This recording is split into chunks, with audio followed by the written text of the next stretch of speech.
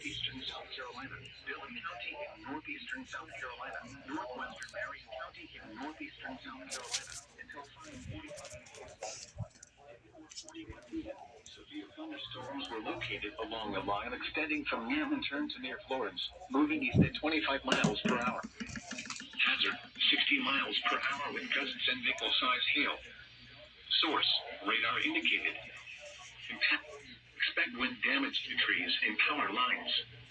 Locations impacted include Florence, Dillon, Latta, Quimby, Sellers, Blue Brick, Hammer, Mars Bluff, Oak Grove, Francis Marion University, Bingham, Floridale, Clawson, Little Rock, Minturn, Carolinas Hospital System, McLeod Regional Medical Center, and Carolinas Hospital System, Cedar Tower. For your interior room on the lowest floor of a building,